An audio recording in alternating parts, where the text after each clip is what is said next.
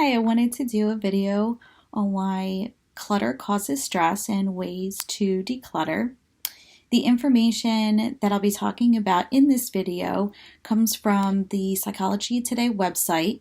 There is an article called Why Mess Causes Stress, 8 Reasons, 8 Remedies, and it is written by Dr. Sherry Borg Carter.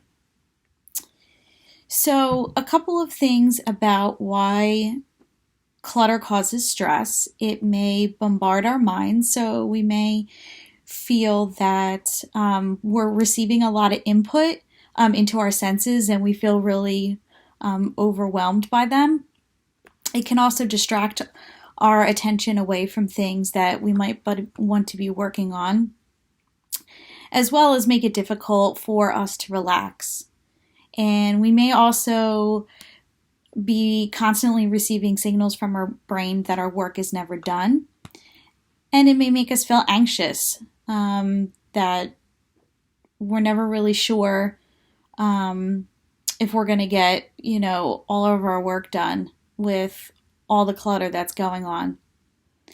It may also create feelings of guilt or embarrassment. So if somebody stops by your house unexpected and you have a lot of clutter, you might feel really embarrassed by it. And it can also inhibit creativity and productivity, so it may make it more difficult to problem solve.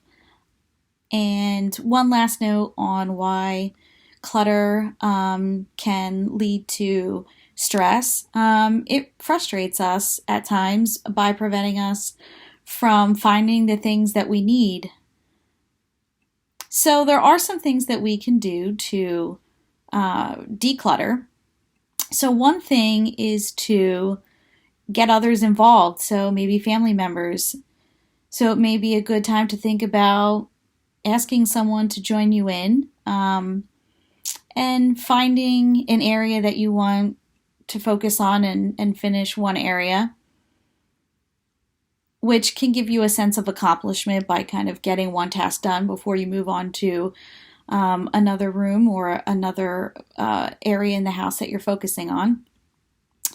Additionally, it may create designated spaces for frequently used items and supplies, so it may help to kind of give a spot for you to be able to work on things that you can easily access.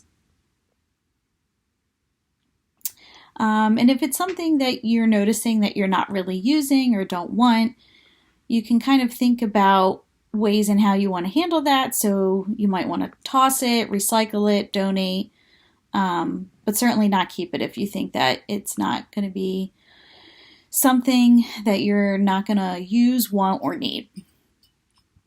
Furthermore, another way to declutter would be to take something out of a designated space, but then when you're done with it, just make sure that you put it back. You may also want to create a pending folder, so for things that you really need to get to quickly, that can be helpful too. And of course, papers are something that we can all easily accumulate pretty quickly, so just make sure that you're being conscious of the paperwork that you have, and just kind of tossing things out as you realize that you don't need them. Another way to declutter is just before you leave your space, just make sure that you're kind of staying on top of things and kind of clearing your space before you move on to something else. And last but not least, make it fun. So try to find a way to make decluttering fun. Again, that could be getting others involved or even with yourself.